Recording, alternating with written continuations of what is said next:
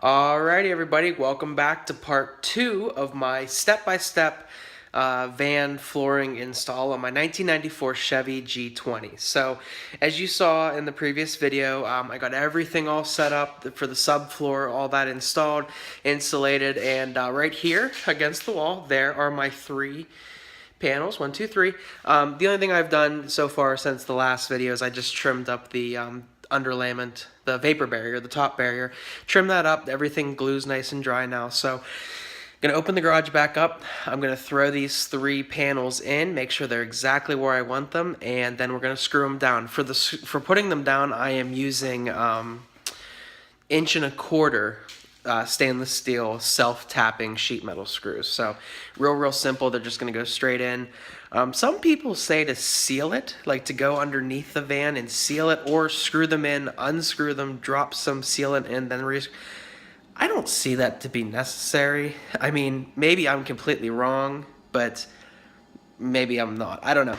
But I'm not going to do that. I already sealed up the floor. It's rust coated and silicone sealed, and I don't see that being another step that needs to happen. So let me get these in the van, and we will get going.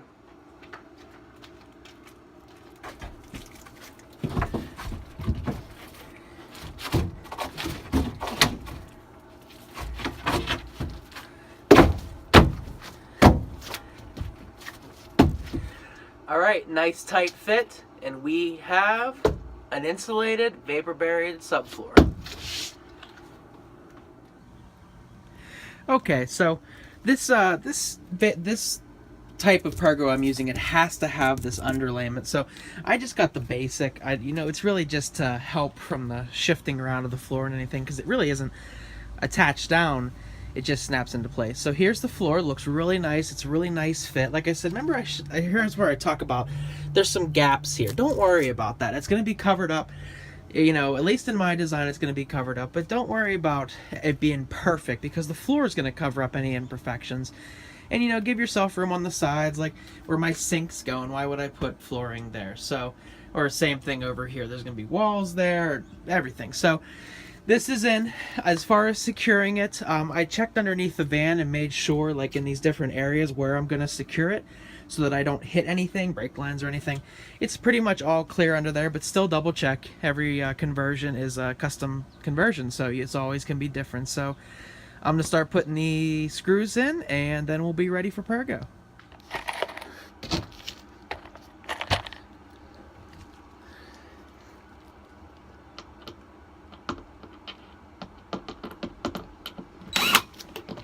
Uh-oh.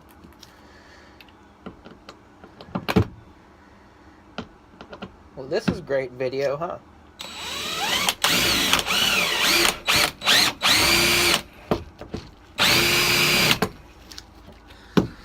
Simple as that. And with the last screw in, we have a subfloor.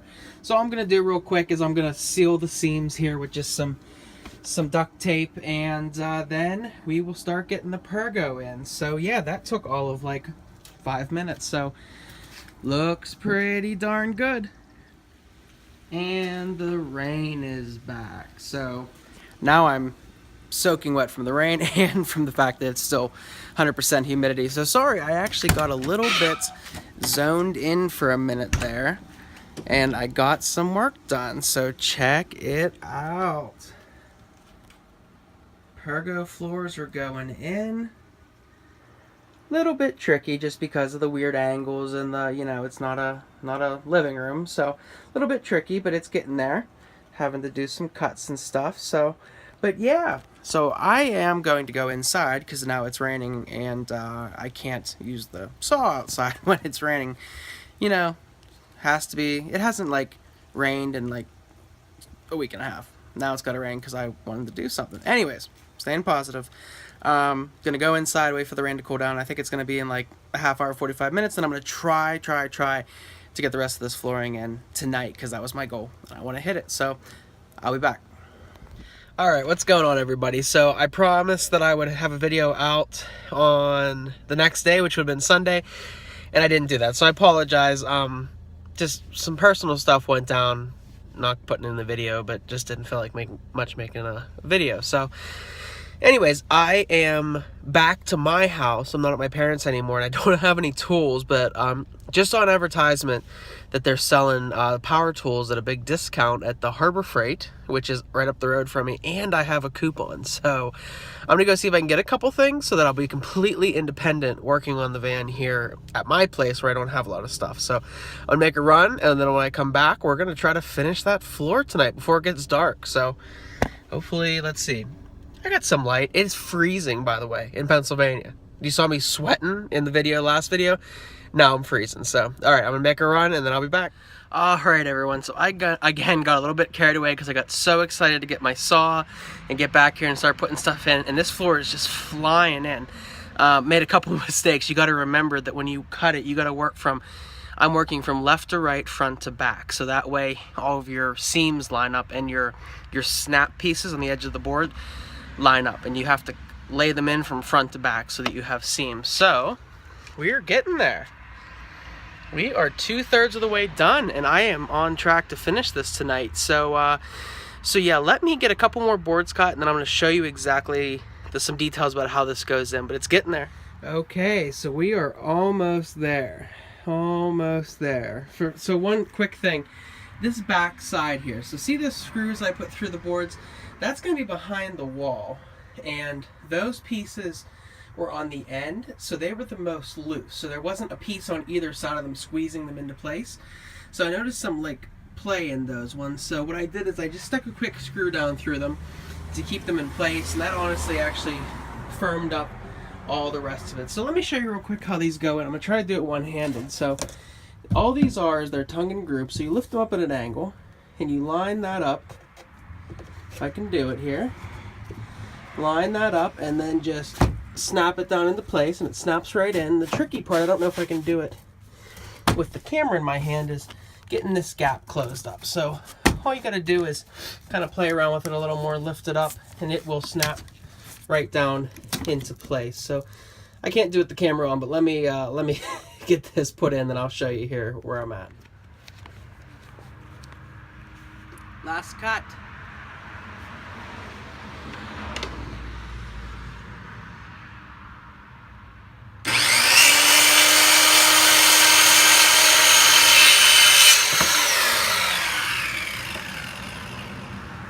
See if it fits.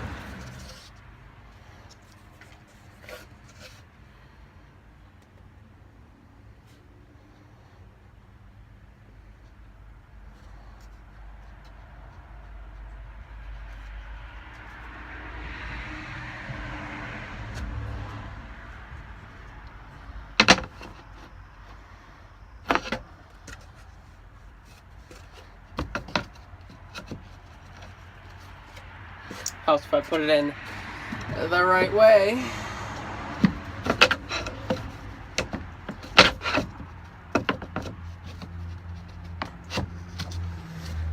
Oh, come on.